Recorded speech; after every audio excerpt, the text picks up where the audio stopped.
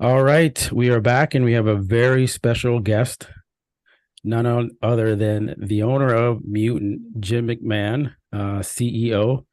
Uh, wow, it is great to have you on our show. This Welcome, is Jim. we've been looking forward to this, and a little context for the viewers out there that don't know. Myself and Matt Regan are both former employees for Jim McMahon and Mutant, and we used to Yep. work there, and it was a blast to work for Mutant and for Jim. And you know what, man, I learned so much.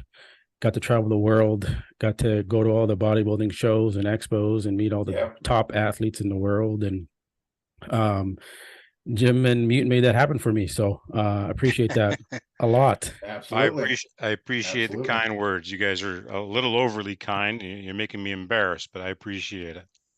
Awesome. Yeah. And so that's a little context for the viewers out there, kind of the relationship we have with Jim. And, I just wanted to bring him on and, pick his brain and kind of dive into some topics here and get his take on some things. Cause Let's go. he's got a Let's not ton hold of back. Oh, yeah, oh, knowledge. yeah, yeah. He's got a plethora of stories and Yes. knowledge, and Yeah. this won't be the first time that Jim will be No, we'll have him back. gracing We'll have him back. our I, our channel. I don't So know. I don't know if that's a promise or a threat for everybody, but Yeah. they can take it the way they take it. Yeah. well, we'll see how the video goes, Jim. Exactly. All right. Well, So, first of all, hey, thanks for even thinking yes, well enough of me to invite me, and congrats on starting this, by the way. thank you. Oh, Thank you. appreciate it. Thank you, Yeah. sir. No, Appreciate it. it takes balls to do this, right? Yep. Not everybody starts something, Yep. and I'm very proud to know you guys that you guys have started this. So Thank you. when you well, first I think I saw it, and then we started talking, and I was like, Yep. well, hell yeah, of Yep. course I want to be on here. You kidding Yeah. me? Love it. Love it. Okay, awesome. So, first question, what is your current assessment of the supplement industry as a whole? Are you seeing any new innovations, or has the market become saturated or stagnant in the past few years? Oh, I love it. You start with a light fluff ball question because We're everybody going right knows. into it, Jim. There's no hold bars here. It's just right to Yeah. it. Yeah, Let's go. yeah. I think everybody knows me. I'm not short on No. opinion. Well, I mean, I've always been a formula hound myself. I mean, I got into this by rehabbing a body that wasn't built for powerlifting, and I was trying to qualify for the World Junior Powerlifting Championships, and my body just didn't put up with it. I got these long arms, so I was able to deadlift, but I couldn't squat or bench to save my life to put up a total. But then injuries started to happen. So I got into the industry from that side, and I only mention that because I wonder how others got into the industry. And I'm pretty darn proud of what we do here. And I try to be nice to everybody because everybody deserves to be treated nicely at first. But then, you know, there's just things in this industry I'm not a fan of. And Matt, I don't know how I'm going to discern between you Yeah. two guys, man. Sorry, man. This is not fair. What did you Anyway, used to call me?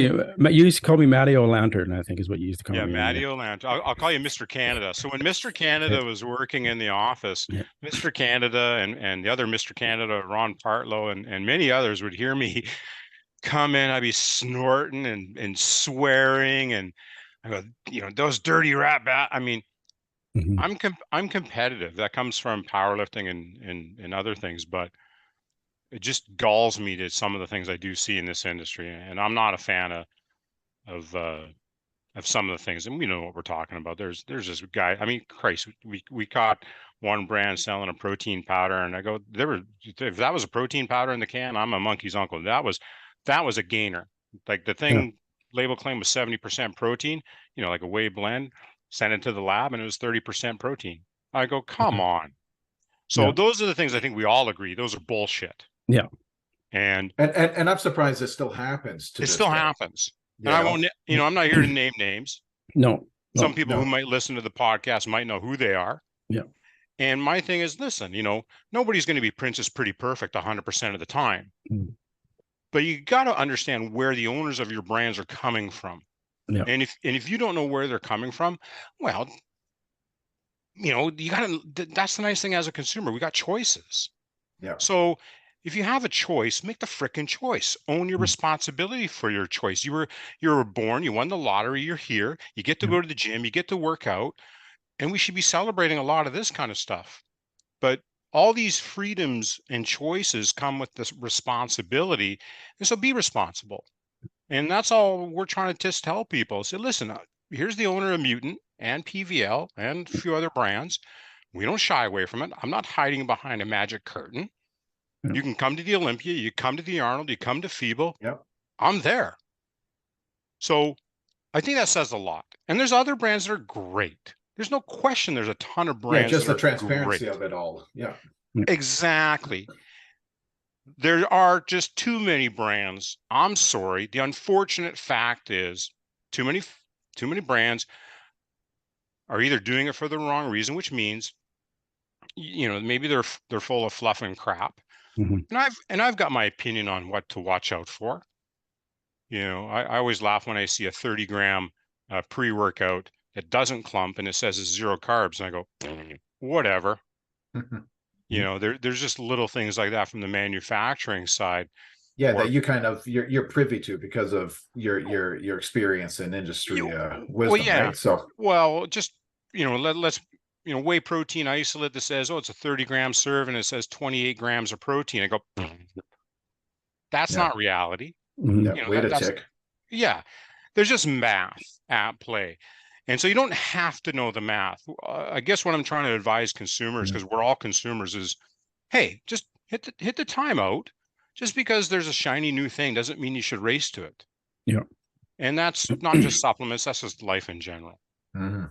So I think critical thinking is missing, and there's in not just this industry. Frick, look at the car industry. You got any industry is going to have people that take it too far and will just rip you off blatantly to degrees that just are just way too far. Yeah. So that's what I think, Mr. Canada. Okay, good answer. And so what sets Mutant aside from the rest, or, you know, the other competitors out there, if you want to call them competitors, or, you know, that are in the game? Like, obviously, I know that you guys manufacture your own product in-house, which a lot of other companies don't. They have, you know, third-party distribution and manufacturing, and you do it all. And a lot of brands do too. I mean, there's a lot of great brands out there that are manufacturing. So just being a manufacturer itself, you know, is part of the, you know, part of it. You know, I think our evidence is pretty plain and simple. We ship to nearly 100 countries, and so, you know, when we're shipping, you got border cops and whatnot. You know, there's the US FDA standing at the border, I assure you, down in the United States whenever I ship stuff from Canada. And we've had our stuff inspected by US Customs, US FDA, UK Customs. And I mean, I didn't know. Here's a cute story for both you guys. And both of you might have heard this one years and years ago. One time we got a phone call from the UK version of the Food and Drug Administration. And it was kind of like a congratulations kind of call. And we're like, well, this is weird. What do you mean? And they said, well, we want to congratulate you for not doing any gelatin spiking. I was like, what are you talking about? What we didn't know was that in the UK and Europe, and I'm sure in North America as well, gelatin, you know, technically is protein. And say, you know, 30% less cost than a whey isolate back in the day. And we didn't know this. So there was brands selling a whey isolate, but spiking it with gelatin. And I guess UK Customs grabbed a batch of mutant whey and tested it and said, hey, congratulations, there's no gelatin. Well, I mean, there's only whey protein. Yeah, they were totally expecting the gelatin. So it was so much of an anomaly that they had to actually call you and congratulate you for. We were like, we had no idea. Pure. Yeah. It's kind of like, I can go back 20 years ago before it was glutamine peptides, which are not what we think they are. I mean, glutamine peptides was hydrolyzed wheat, and it still is hydrolyzed wheat, unless it's actually L-alanine L-glutamine, which is a manufactured dipeptide. But these are just things, when you see the label that says glutamine peptides, and then there's no disclosure of what it is, there's your red flag. So that's kind of what separates us. We're the manufacturer and we're an exporter. And I've never said that we're Princess Pretty Perfect 100% of the time. Yep. We're never going to say that. We're saying, for fuck-a-doodle-doo sakes, when you want something that's dependable, bankable, we're here. We've been doing it. And so have some other brands. And that's good. And so just beware of the shiny object, syndrome again. It's just a danger zone for too much. Yeah. So, you had a recent new athlete come on board, Sean Clarita, and Yeah, who? 212 Mr. Olympia, two-time. Oh, is that all? Is that all? Yeah. And I was advocating for him a long time to come on. I remember that. And as I was too. Yes. Yeah. So, and it's awesome to see him come on, and he's the perfect fit. He's embodies mutant. He's pound for pound the strongest bodybuilder in the world. Isn't he? 180-pound dumbbells on the bench and on incline too, by the way. Yeah. I'm like, holy Jesus. Yeah. Just a freak, just a mutant, to the definition of a mutant, pretty much. And how was the Olympia experience for you, having him there and competing and being on stage? I saw you on the stream there, Jim's up on stage, so sure you had a great time. There was that particular Olympia was pretty freaking cool. I got to be honest with you. So Jake, the owner of the Olympia now, and then Dan Solomon, the president, runs it. And not all the other brands were there, and I'm hoping all the other brands start showing up. I'm not a fan of brands that are internet darlings and web shop brands and they take the money. I'm sorry, calling it like I see it. Get your ass to the Olympia, get your ass to the Arnold, get your ass to FIBO, stand up for where people are dropping dough, and go high five. I mean, I got into this from the camaraderie of the iron, and both you guys heard that term when we worked together. The camaraderie is still a big word. Yep.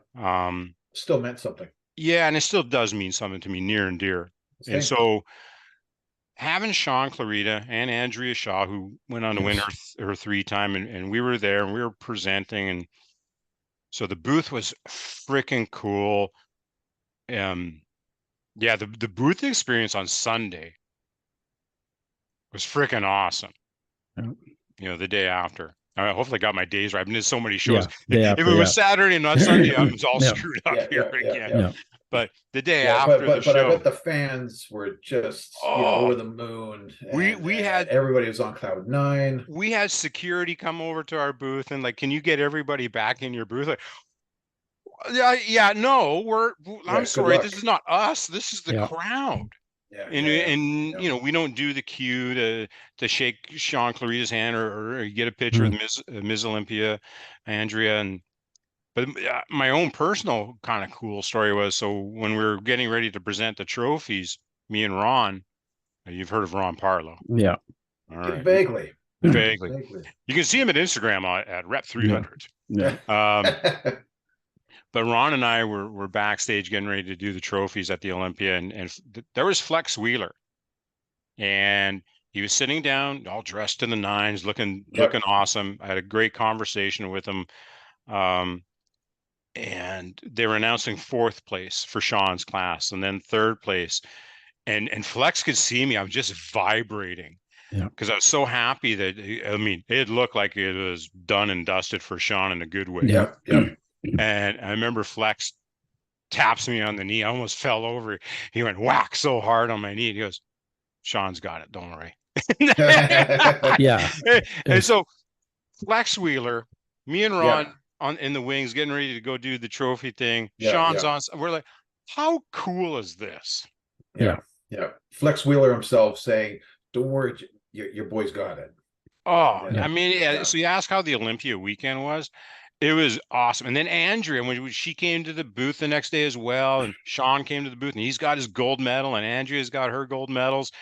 And, no disrespect to Sean, Andrea in her class, nearly unbeatable, we got to say.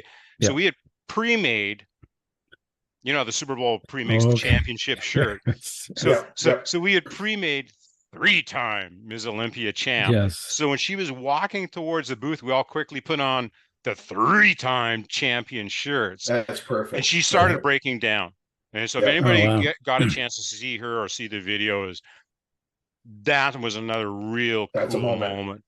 Yeah, there was a lot of cool moments. I mean, Rob and Dana Lynn Bailey, coming by, Sean Ray and Lee Priest almost actually hugging. Oh my God. Yeah. Who would have thought that would have happened? Who would have thunk that? Well, that's another question. How was the collaboration with Sean Ray, one of my all-time favorite bodybuilders? How has that been for Mutant and, leveraging that relationship with Sean? Well, let's call it what it is, man. He's a polarizing dude. You either love him or you hate him. Yeah. And there is no in between. Yeah, I'm not here to spread flowers and tell everybody how to think and you say, hey, we're all nice and let's all hold hands and it's kumbaya, my lord. And no, screw that. Listen, you have an opinion? Good. I'm glad people have an opinion. I just try to remind everybody, you don't have to like Sean. You don't have to like me. I don't give a crap what you think about me. I don't give a crap what anybody thinks about too many things anyways. But I think we're all raised in certain ways, and you don't judge another unless you've truly walked a mile in their footsteps is one way of looking at it. And so I challenge us all. Listen, I've never walked in either one of your footsteps, right? So I can't judge some of the things you do. I might not like what you do, but I'm not going to judge. That's not my responsibility, much like Arnold, screw your freedoms, and he's rescinded that lately. So I'm never going to tell anybody what to think, but the honest factor about Sean Ray is a lot of people love him and a lot of people don't love him. I go, no worries. I don't, it's not my thing. Yeah. Our thing is you celebrate the camaraderie and the love of the iron. Yep. That's our core focus, and everything else that takes away from that or empowers that, we go to what empowers that. And you know what? We're not meant to like each other on the planet. There's 8 billion of us on the planet. And if we're all going to like each other 100% of the time, well, that's a little weird anyways. Yep. So the thing about with Sean Ray, listen, who else has lived exactly his life? Was anybody else on the cover of a magazine when they were 18 or 19? No. Right. So, I'm not going to put the man on a pedestal, but I'm also not going to tear him down. No. So I've enjoyed the conversations. Why? I was the fat kid at 11 in 1975. Pumping Iron comes out. Yep. You ask any of my schoolmates in BC and Port Moody, they'll tell you, from the age of 11 to 12, my whole body changed. And it was all because of Pumping Iron, the movie. And who the fuck is this dude with the weird accent? Yeah. And I'm not talking about Louis. I'm not talking about Louis. We know who you're talking about. Arnold. Yep. So yeah, there's a lot of that. I just respect the fact that there's other people that walked in their footsteps, and hardly any of us ever will. And so they deserve a little respect, if not a lot of respect. Nobody walks on water either, for that matter. But yeah, I've enjoyed the times with Sean. Him and I have had some interesting conversations because I don't pull my punches and he doesn't pull his punches. And what a colorful world that makes. Yeah. And it's awesome. Good. Agreed. So then that brings me to kind of ask you the question, and what is your take on the bodybuilding industry, like competitive wise, compared to the 70s, 80s, and 90s, which you went through and experienced, probably more so than me and Matt. So, you guys weren't even born then, for crying out loud. well, no, see, I mean, the other Matt's very, very kind, but he does forget that, I turned 50 this year. Yeah. So that's right. I'm up there. So I'm 73. So so I grew up with Jim in that respect. Yeah, that's true.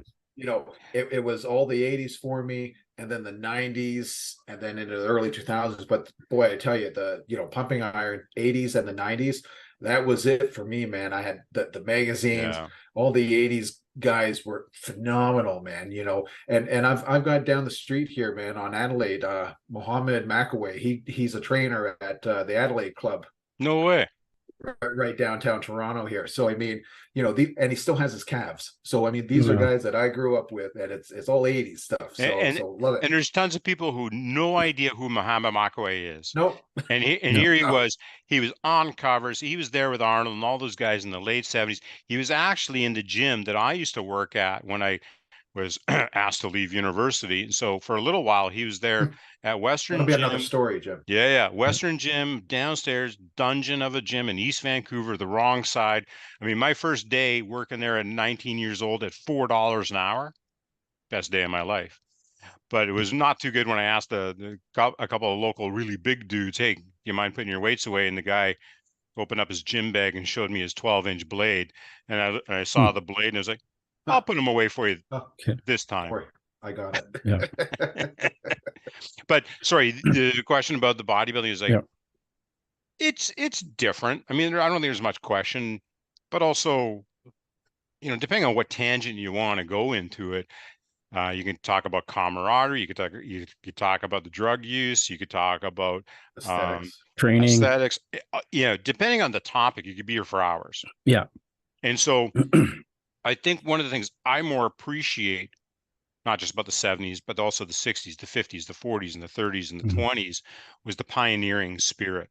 And now we have a refinement era. So because, you know, all of the prior work. So you know, with Arnold or Louis or Frank Zane or Mike Menser or Tom Platt's done absolutely everything that say some of the current guys are doing. Don't know, because a lot of the things that the current guys are doing were never thought of. Yeah. You know, insulin wasn't thought of back in the 70s. Growth hormone. Yeah. A lot of that wasn't thought of. No. So, you know, the sodium load, other than Arnold pulling pranks on poor rookies going up on a stage, you get on stage, you take 4 grams of salt, and then you scream your head off. No. Arnold's a good prankster, I guess. Yeah. But no, it is different. So I don't think you asked about judging the two eras per se, but I just go, they're just different. And I think both deserve their own usual respects. But I think we also learned a lot in the 80s and 90s, like guys like Mike Matarazzo and Andreas Munzer. You know, those were tough things to watch, and we're still watching it. I think a lot of it too is the industry itself isn't set up for competitive bodybuilders to make a living being a competitive bodybuilder. We all know that. And you know, the supplement companies and clothing companies and now drink companies like Celsius and other ones. Yeah, I mean, they try to prop it up a little bit and try to help in a small way, but I think still to this day, the bodybuilding itself hasn't kind of stepped up and taking care of the athletes maybe like other bodies do. Yeah, and it's harder, I contend, only because we just don't have that the whole cross section of fan base. I mean, 1,000%. So I mean, you know, you're not picking from a, you know, endless pool of money. Well, that's the thing. We don't have NFL numbers. We don't have Uncle Vince WWE kind of numbers. You know, look at Uncle Vince, and everybody knows I say that in air quotes because I am joking. But Uncle Vince did try to do the WBF back in the day. Yes. Gary Stridham. Totally. And a whole bunch of the guys. And the poor Mike Quinn one, you know, he was just so smooth and so I kind of ran into Jim Quinn. Now he was the big, he was the 6'2", 6'3". I remember him doing tricep extensions or tricep kickbacks. Sorry, at Gold's Gym in Victoria before he did a guest posing, and I'm watching him. I go, it's the first time ever I'd seen anybody do like 100-pound tricep kickbacks. Yeah, because we don't do that. It's maybe 25 pounds at the most. And then of course you want to flex at the end so you feel it, right? But nobody's throwing around 100. No, and we were talking about Uncle Vince and the WBF contracts were going around because he was one of them, and he was a big Twin Lab guy. So back in the 80s, one of the ads in the Twin Lab magazine, Muscular Development, there was Jim Quinn coming out of like a spaceship with a helmet under his arm. Exactly what you're talking about. Yeah. And didn't he play for the New York Jets too, I think, at one time, or tried out or something like that? I think he tried or did get a game or two in. I ran into him quite a few times. Got to have dinner with him. I got to have dinner with Mr. Olympia, Samir Banu. Wow. No way. Yeah, and that was in, I'm pretty sure that would have been in Prince George, BC. Shout out. Wow. Iron Ore Classic, I think Yes. was the name of the thing, Iron Ore Gym. Yep. And the IFBB had a contract, and I guess the scheduled guest poser couldn't make it, and Samir stepped in. And he was in shape, and he was so nice to hang out with. Wow. He was, him and Jim Quinn, I gotta say, Flex Wheeler as well, ran into him just when he was coming up. Again, the Gold's Gym, Victoria, BC bodybuilding show. He was just coming up. Sharon Burnett was there as well. And I remember Flex had run out of like pens for signing autographs, and he tapped me on the side and he said, "Hey man, you got any spare pens?" "Oh yeah, I got spare pens. Here you go." So Flex doesn't remember that. It was like, Yeah. 30 years in between him tapping Yeah. me on the leg about Sean Clarita. Yeah. But I obviously have a love affair with that older guard, but I still have a love affair with the new guard, like Sean Clarita. So Sean Ray connections, obviously. So we're backstage at the Arnold, and there's a picture with myself and Sean Ray, Sean Clarita, and Ian Bell. But also we're in the pump up room, and and there's Nick Walker, and Nick Walker as a competitor. I listen, the dude's a freak in a good way, and from the bodybuilding and thing, I'm a fan of Nick Walker. There's some other things obviously going on. If everybody reads between the lines, that if you ask me, you go, I'm not a fan of one thing, but I'm not here to crap on the guy. No. But the new school is so awesome. So when we were backstage, I'm giving Nick Walker the fist bumps, wishing him luck. And we were there with Sean Clarita, and then after the fact, after the trophy presentation, it's just, there is camaraderie, and I love that word, and it is good to see it today, because there's a ton of it. There is an absolute ton of it, and that's part of being in the gym. If you're doing bench and you're going for a personal record, if you don't have somebody to spot you, you might die. So camaraderie is a good thing. Or if some guy's not there, kind of keeping an eye out and seeing, okay, he needs a hand type of thing, right? And for him to kind of recognize that and jump in, where other people may not pick up on the cue. Right? Totally. Like look at Tom Platz these days. I mean, I think he's more popular now than maybe he was, say, 10 years ago. Yeah. And some of the stuff, there's always room for 5 more reps. And I go, that's I classic. love that. That's classic. You always got 5 more in you. There's always 5 more in you. Yet 99.999% of the people in the gym, not that doing the 5 more is a must, but I'm just going, like, hey, Mr. Canada, Matt, I have never done what you've done. Yeah. Most people who go to the gym have never done what you have done. Yeah. And so the other people that aren't even close to this kind of conversation, they're not even going to be close to doing those 5 more. No. They'll stop with that 5 in the tank. Exactly. Yeah. I do that now at the age of 58 with my right shoulder being a little bit of a mess. You're allowed to. You're allowed to, Jim. Yeah. You're allowed to. I still got the tricep. I can still do. That's about the only workout that has no pain left. Yes. Well, just ride those triceps till the end. I'm still doing my 65-pound kickbacks. There you go. Nice. Another question here. I just wanted to run by you. Rich Piana, and his connection with Mutant, and him coming on board with Mutant, and like what did you learn from that, having a character like him come on to the brand, and what was that whole experience for you like? And just give me your take on it. It was a huge, it was a massive shift. He was the first kind of like viral bodybuilder on Instagram in a sense, and it changed the game age, right? And what Mutant was doing with the Leave Humanity Behind series with Alice Ardenti, and it just all worked perfectly together, and it just exploded. I might get a little teary here, and I mean that sincerely. Like, I wish I'd spent more time with him, and I didn't. And that was not a good time for me.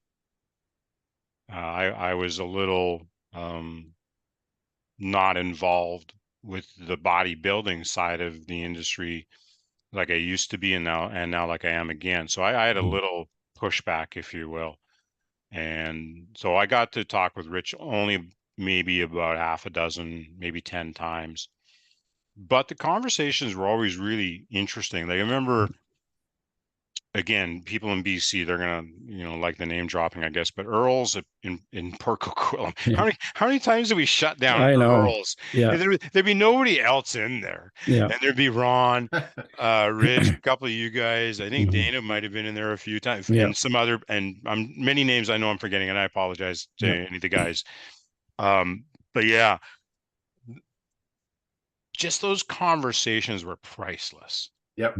And aside from the fun of, the brand and the business side, because we didn't know what was all, I don't think everybody knew what was really going on at the time. And Instagram was coming up at the Mhm. time.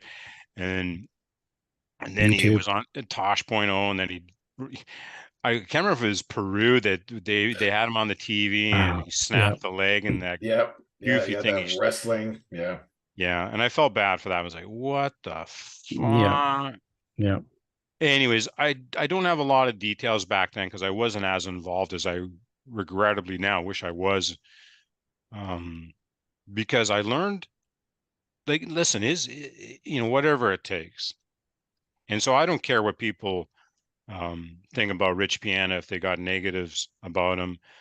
I think the exemplary thing about him, despite some of the details, whether they're true or not for others who believe whatever they want to believe, but he was all in on what he wanted.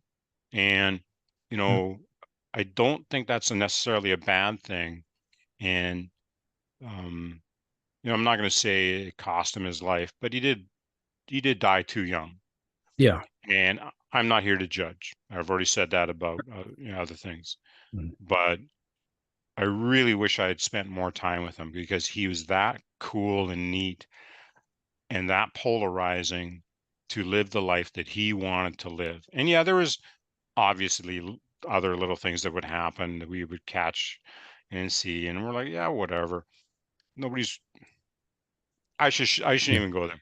He was a fucking awesome Yeah. dude, the way I saw it, and nobody's perfect, and he lived his life as I saw it on his terms, and I hold out just massive amounts of respect for that.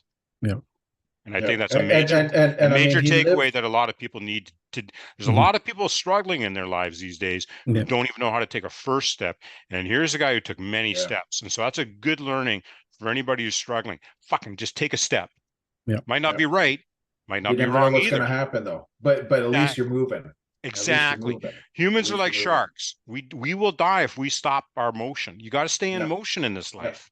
Yeah. Yeah. You're going to go backwards, but you're also going to go forward. And as long as you kind of have more forwards than backwards, you're going to keep moving in the right direction. And I mean, Totally. Rich was equally passionate about his fans too. I mean, good Lord, Yeah. he would take his time. Stand in line all to the end of the expo. Yep. Yep. And From the beginning to the height of his popularity, he remained the same in that respect. totally.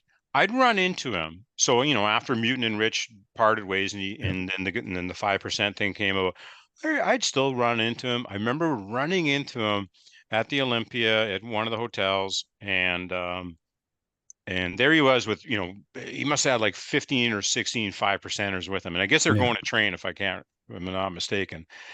And he's walking through the foyer and we saw each other, and I felt awesome that he was clearly on the way. They were going. Yep. Yeah. They were You doing know how it Heading is out. when you're Yep. 15 people, you can't be late for the cars or whatever's Yep. waiting for you. But he Yep. still came out and he says, "Hey Jim, how you doing?" Rich, I'm doing awesome, man. Congrats on everything. Keep crushing it. Just so happy that you're doing what you want to do. And we would continue to run in. I'd run into him at another show, and when he had all the clothing going on, and Mhm. he always would have that smile on his face. And I never got a sense that it was ever hard for him or a fake for him. And you ever get Ron talking? Ron's got some great stories about Mhm. the first time him and Rich did a mutant booth together, and Rich takes the stand, and he just screw this, and he takes a stand and puts it out in the aisle. He goes, what are they going to do? All right, let's work. Well, Rich loved me at those things. Do you remember? I think it was at FIBO or Body Power where he put the pre-workout on the table and he. Oh God, yeah. Yeah, half of me's going, all right, cool. And the other half of me's going, oh God, yeah, like he didn't know that was new. That's how customers doing it. That's how he changed the game, because he was doing things that bodybuilders were like, we can't break the rules. We have to can't say the wrong thing. We can't. We're not any. No, that's the NHL players. You know, you're not supposed to say anything out of line. Yeah, that's how the NHL works. Yeah. I think Jonathan and Ryan were at his house doing the one video, and I think we were doing something with Mutant Pump, that when it was the tablet. Yeah. And you know, Rich took the 7 tablets, and we're like, okay, you know, because that stuff, that Hyperox from India, that one ingredient actually works. You know, it's a PD5 inhibitor. So anyway, so screw it, we got to redo the take and everything. And Rich says, okay, and he pours out 7 more tablets, pop 7 more. We're like, well, that might be a little much. And then I don't know if there was a third take or not. You'd have to ask Jonathan, who actually did the video, but I'm pretty sure, knowing the way these things kind of went sometimes, and you take one look at Rich, you know, it's probably not going to be too damaging for whatever else he might have been doing. But yeah, he whatever it takes, man. And he loved doing it. Like, I don't think I ever saw him down. I don't think I ever saw him kind of bummed out about it. Oh, I can't do it today. I gotta psych myself up. Yeah, no, I don't think so. No. And so those are the takeaways. I think you celebrate, and those are simple celebrations. You know, whatever it takes is a great mantra. Awesome. Everybody should live that way. Yep, agreed. So the last one here, Mutant, like where's it headed? Yeah, we're almost at an hour. We haven't even hit record. We'll have to do part 2. We'll have to do part 2. Oh my Lord. So yeah, where's Mutant headed? Like, say in the next 5 years, like, what's your goal? Like, you've been doing this for over 20 years. You're one of the best in the game now. You've established yourself, and one of the top supplement companies in the world. So, like, what is there left? Like, are you gonna retire soon? Like, what do you want to do, Jim? Like, you're still going at it. You're still in the office every day, probably 7 a.m., probably there till 6. Not at Vancouver. In Vancouver, you guys start at like we start at like 10. Because I remember when I used to go over there, I'd arrive at 7:30, 8 to the building. Nobody there. Yeah. It's the secret hours I work. Like, nobody gets to see the 14-hour days that I work. I posted the one once or twice on Instagram. I'm leaving the office in Port Coquitlam, the main HQ, and I'm leaving there at like 7 o'clock on a Friday night, which, you know, it's not that late. But who works till 7 o'clock on a Friday night? Nobody. So sure enough, I walk out. I'm the only vehicle in the front parking lot. There's a rear parking lot, you know, for the production staff, but, you know, all us hoity-toity white collar people in the front of the building. I'm the only one there Friday at 7 o'clock when I'm there. So yeah, I'm in my other office right now. This is the Penticton office. So whenever you see the Arnold or whatever behind me, okay, we know. You know, I'm not in Vancouver. I'm in 4 hours away in Penticton. No, I'm not retiring. I'm sorry, All Max and everybody else. Muscle Tech. Sorry, Optimum, whoever else. I see you, Jim. Yeah. No, but Matt, non Mr. Canada Matt. Sorry, but other Matt. You know, we've got a unique relationship with Muscle Tech. You know, it's not unfit. You know, there's yourself and Scott and a few others, and I mean, Steve everyone Campbell crisscrosses around. Yeah. You know, even my old buddy Poster Boy Bert, you know, he was over there too after working with me. No, there's a lot of good respect in this industry, and so I'm always hopeful that the good parts of this industry are going to shine. I also think it's important to lead by example, and again, we're just trying to lead by blue collar work ethic example. I don't think there's too many people in this industry who can outwork me. I'll be blunt. Like, I dare them. They've tried, And, you know, I'm not out there racing my boat in a harbor. I'm not out there driving a Maserati. Yeah. I could if I wanted to. I could have fucking 5 Maseratis Yeah. and a McLaren and park my Hummer on top of all 6 of those things and crush them if I wanted. I got my Yeah, Dodge. that's what I noticed about you, Jim. You never drive. You drive the nice truck. You always had a nice I truck. got the but Dodge Ram truck yeah, that during the BC floods, when I had to sleep in the damn thing for 3 nights, it saved my yeah, I remember that. ass. I remember that story. Yeah, yeah, No, we're not done. Like, I never got into this to run a business. Don't forget that. And so I'm an accidental brand owner. I never did it for the money. And all of a sudden, holy crap, now there's 180 coworkers here. There's yeah. 180 teammates working here. And that responsibility does weigh on you. I got to be honest with Mhm. you. So, you know, my dear sweet wife, Mrs. Mutant, you know, she asked me from time to time, why do you keep doing this? Hmm. And there's a great book. There's a lot of great books, but one of the better business books I ever read was Stephen Covey, The 7 Habits of Highly Effective People. And it's a very common book. It's like 20 or 30 years old. Yep. And there's tons of great books. I've done some speaking engagements. I've done some speaking engagements with a couple of guys from Dragon's Den, a couple of ex-pro Mhm. football players as well. And I got to ask this question a couple of times. And why do you get up in the morning, kind of thing? Like Matt and Matt, why do you guys do what you do? And if you have a big enough why, well, then you can pull yourself through anything. So COVID, whether people believe it or not, I won't even get into it. But that 3-year period of whatever the frick was going Yeah, on around the planet, okay, we had to have a big enough why just to pull this business through it, because like almost every other brand, we lost like 70 or 80% of our sales yeah, overnight yeah, because half the stores were shut down around the world. We couldn't ship stuff around the world. And it wasn't just because of COVID, but the Stephen Covey book, The 7 Habits, one of the habits is every morning when you wake up, look at your own epitaph, your own eulogy, like what your own tombstone. What is it you want people to remember you for? And so every day I wake up, I go, all right, well, you know, taxes still got to get paid, and you still got everything that's all the bad things are going to happen to you in your life. They're still going to come at you.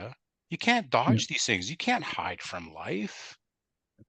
But if you have a big enough why, you can get through all the crap. You can get through the COVID. You can get through losing 80% of your revenue overnight. And you go, like, how do you get through this crap? Business, personal, work, all of that stuff. And so the one of those 7 habits, reading your own epitaph every day. And so one of the seminars, the guy asked me, so what's your epitaph? What do you want on your tombstone? And you can pretty much sum it up as he gave a fuck, he cared, and he was a damn bigger giver than he ever was a motherfucking taker. Now, we might lighten up the language. That's the mutant CEO way of saying it. But I challenge people in my personal life and my professional life, say, listen, look at your own gauge here. You know, we can go on the gauge of giver versus taker. We all have both parts of it in us. Some moments you're more of a taker than you are a giver. But it's not what you do once in a while that counts. It's what you do consistently that Yeah. counts. Yeah. And And where do you so want your needle to fall on? You know? totally. And you know what? Man to man, you know, Mr. Canada Matt and I didn't always agree all the time. yeah, And other Matt, Toronto Matt, you and I didn't always agree all the time. That's the way life is. yeah, But you know what? I know that despite the fact that sometimes I'm hated, sometimes I'm not trusted, and sometimes people might not have faith in me, that when the end of this game is played, I don't think there's too many humans at all on the planet that have ever dealt with me that are ever going to say that fucker was a taker more than he was a giver. And I'll challenge that to my dying days. And I got thousands upon thousands upon thousands upon thousands of people who know that I fucking gave. And you guys both know Josie in my office. You guys yes, both know Jackie, the head of HR. You know, yeah, fuck with my Jackie, and all businesses know that. yeah. Yeah. They see day in and day out, or Claudia in the Claudia, IT department. You guys know these people. yes, Yep. Those people Yep. see how I interact day by day by day. And so why am I not retiring and why am I not doing this? And I go, this ain't easy. And there's not a lot of net profit. I'll be honest with you. This is still arduous, slaving away some days. Yeah. People think, oh, you own a supplement company. It's so glorious. I go, are you kidding me? You Yep. have any idea what stress this can be like? It's glorious if you're a taker, because you can Yeah. rip people off. Right. You Yep. can rip people off Make a lot. Yeah. by Yep. putting a gainer in a bottle and putting a protein label on it, and you can take and a lot of money to the bank that way. Yep. And sleep well at night too while you're doing it. Yeah. Try doing this for 27 years. Try doing this for 30 years. Try doing this for 35 years. This ain't simple. So, no, I'm not retiring. And what's up next for Mutant and PVL? A lot of fucking growth. Lots of fucking growth. Good. I like it. I DM'd Toronto, man. I DM'd Scott. Okay. Yep. I said, dude, you're crushing it over there at the tech. You're making me work harder. I kind of like it. You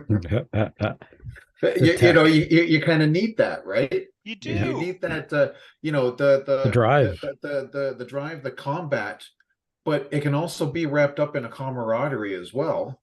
And it could be a nice little driver for everybody involved type of thing, right? So Exactly. Like I appreciate good formulation and responsible, sustainable things.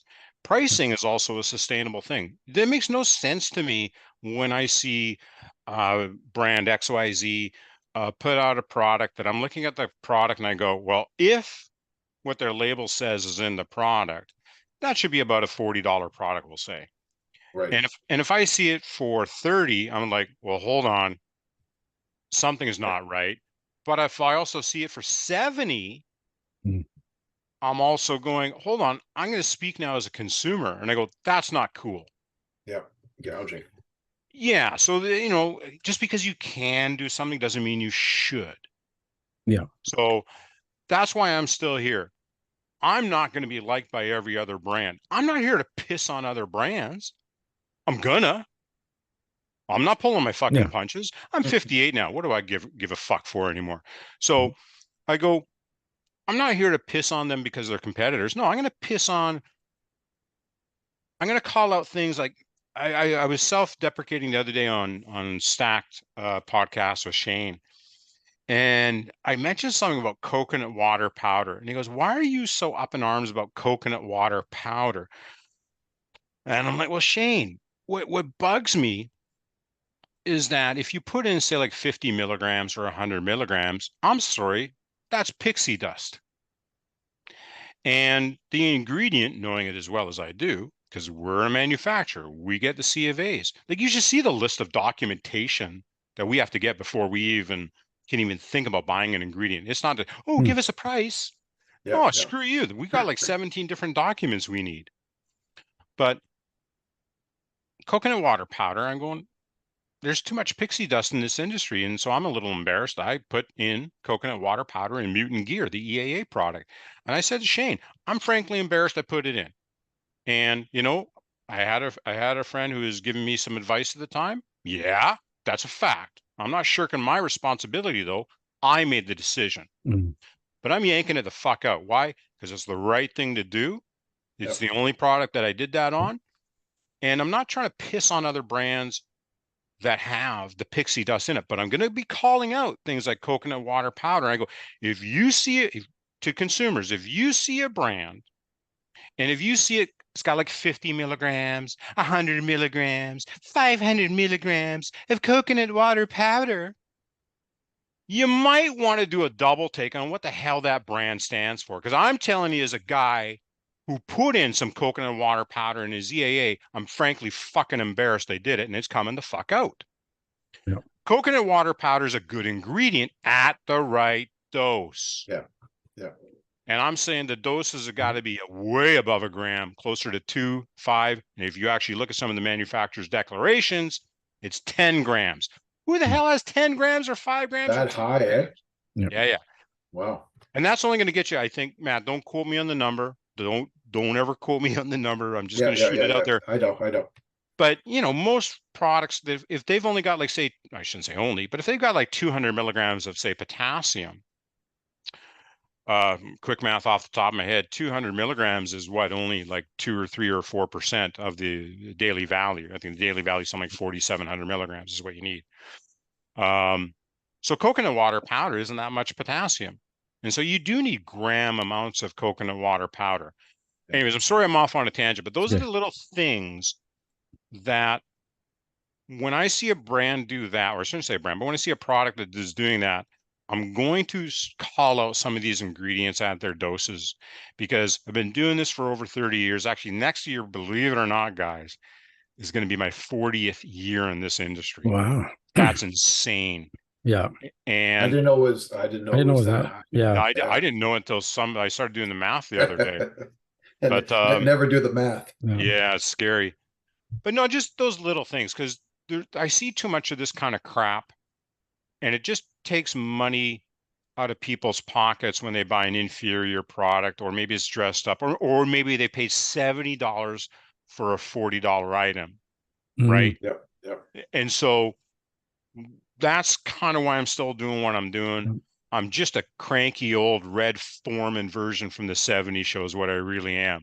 I want to call all teenagers a dumbass, and I want to just do it because I want to help them.